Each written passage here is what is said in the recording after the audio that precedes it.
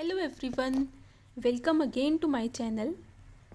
आज इस वीडियो में हम link between technology and physics discuss करने वाले हैं। तो चलिए शुरू करते हैं अपनी वीडियो।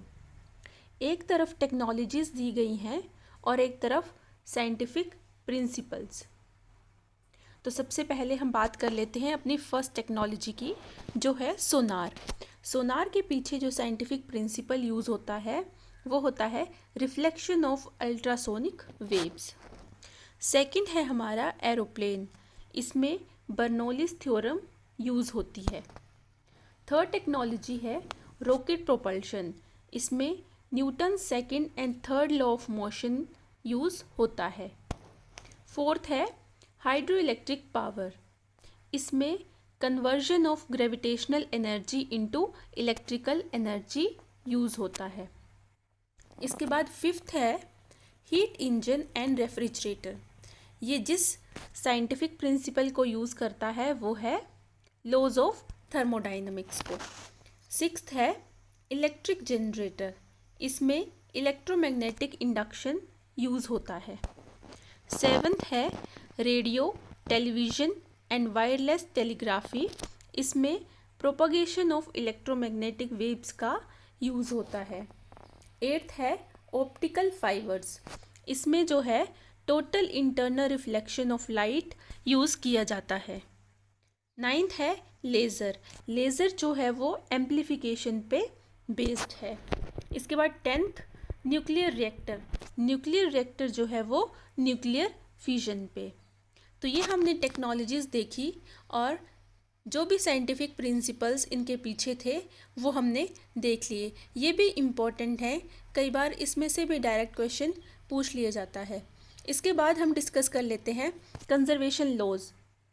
तो सबसे पहले करेंगे laws of conservation of linear momentum, energy and angular momentum को डिस्कस। तो सबसे पहले कर लेते हैं law of conservation of linear momentum. इसमें क्या होता है, this law states that if no external force acts on a system, अगर सिस्टम पे कोई भी एक्सटर्नल फोर्स एक्ट नहीं कर रही है, then the linear momentum of the system remains constant, तो लीनियर मोमेंटम जो है वो कांस्टेंट रहेगा। और ये लॉ जो है उसको हम Newton's third law of motion से भी ऑब्टेन कर सकते हैं। तो इसके एग्जांपल्स देख लेते हैं। फर्स्ट एग्जांपल है हमारा when two billiard balls strike against each other, दो बिलियर्ड बॉल्स जो हैं वो जब स्ट्राइक्स करते हैं तो क्या होता है, they move after the collision, collision के बाद वो मूव करते हैं। तो ये किस चीज़ को ओबे कर रहा है, law of conservation of linear momentum. Second हम एग्जांपल देख लेते हैं when a bullet is fired from a gun, bullet जब फायर की जाती है गन से तो क्या होता है, the recoil of the gun can be explained on the basis of law of conservation of linear momentum. तो रिकॉइल जो है वो गन की, वो कैसे एक्सप्लेन करते हैं हम, law of conservation of linear momentum से ही। थर्ड इसमें आता है जो रॉकेट का मोशन है वो भी law of conservation of linear momentum को फॉलो करता है, रॉकेट का जो मोशन है, ठीक है। इसके बाद नेक्स्ट एग्जाम्पल है when a heavy nucleus at rest disintegrate into two smaller nuclei, the products move in opposite direction। तो ये भी जो है वो हमारा law of conservation of linear momentum को फॉलो करता है, हैवी न्यूक्लियस, ठीक है।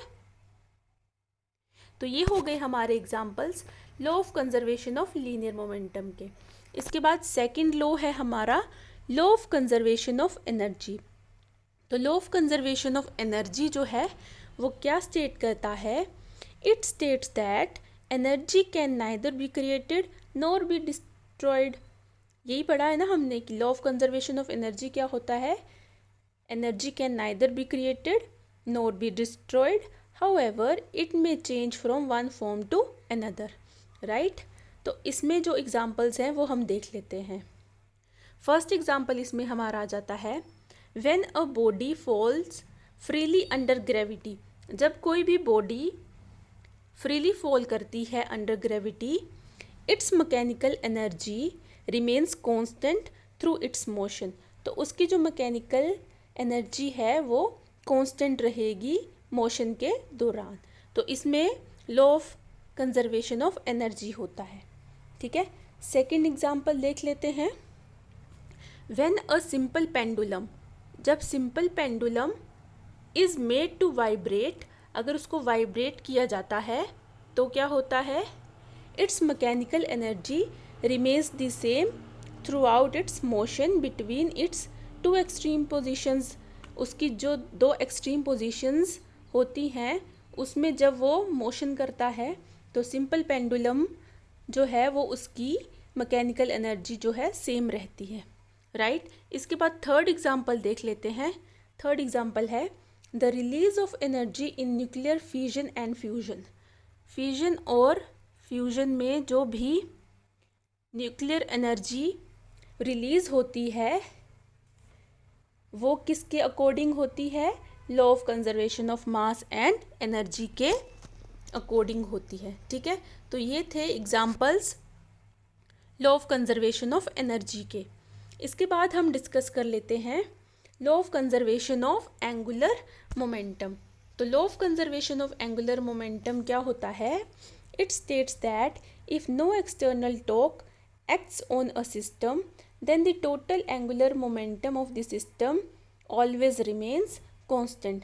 जब सिस्टम पे कोई भी एक्सटर्नल टॉर्क एग्जिस्ट नहीं करती है तो जो टोटल एंगुलर मोमेंटम होता है सिस्टम का वो कांस्टेंट रहता है। ठीक है, तो इसके एग्जांपल्स देख लेते हैं हम।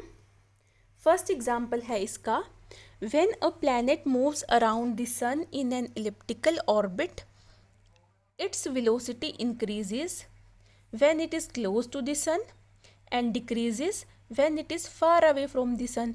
तो ये किसकी वजह से होता है, law of conservation of angular momentum की वजह से। हमने क्या पढ़ा, फर्स्ट एग्जांपल हमने देखा कि जब प्लैनेट मूव करते हैं हमारे अराउंड द सन।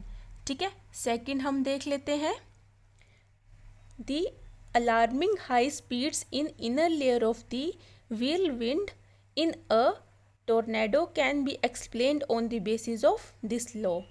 ठीक है, जो whirlwind होती है उसकी जो इनर लेयर्स होती हैं उसकी हाई स्पीड किस वजह से होती है, इस लॉ की वजह से ही होती है। ठीक है, टोर्नेडो में। ठीक है, टोर्नेडो। राइट। इसके बाद थर्ड एग्जांपल देख लेते हैं हम, अ driver jumping from the springboard exhibits in air before touching the water surface by making use of this law। ठीक है, जो डाइवर जंपिंग होता है, बोर्ड से जंप करता है तो वो क्या करता है, कुछ एयर में समरसॉल्ट्स करता है। ठीक है, वाटर सरफेस को टच करने से पहले कुछ समरसॉल्ट्स करेगा तो वो इसी लॉ को यूज़ करता है, law of conservation of angular momentum को। ठीक है, इसके बाद फोर्थ जो है वो है हमारा, an ice skater increases angular velocity while giving a performance by holding arms and bringing the stretch legs close to the other leg. वो भी जब आइस स्केटर्स होते हैं वो डिफरेंट स्केटिंग्स जब करते हैं, अपनी आर्म्स को फोल्ड करते हैं, लेग्स को स्ट्रेच एंड क्लोज करते हैं, तो क्या होता है, ये इसी लॉ को फॉलो करते हैं। ठीक है, तो इस वीडियो में हमने देखा कि कौन कौन सी टेक्नोलॉजीज़ हैं जिनके पीछे के साइंटिफिक प्रिंसिपल्स हमने देखे, और उसके बाद हमने कंजर्वेशन लॉज देखे। 3 टाइप्स ऑफ कंजर्वेशन लॉज देखे, law of conservation of linear momentum, energy and angular momentum. इसमें जो ये एग्जांपल्स हैं ये डायरेक्ट पूछ लिए जाते हैं, कई बार क्वेश्चन में ये सारे एग्जांपल्स गिवन होंगे, इसकी स्टेटमेंट गिवन होगी और पूछा गया होगा ये किस लॉ को फॉलो करता है, क्या ये law of conservation of linear momentum को फॉलो करता है या एनर्जी को या एंगुलर मोमेंटम को। तो ये हमने याद रखने हैं एग्जांपल्स जो भी अभी बताए हैं मैंने। आई होप आपको ये समझ में आ गया होगा। Thanks for watching, bye everyone.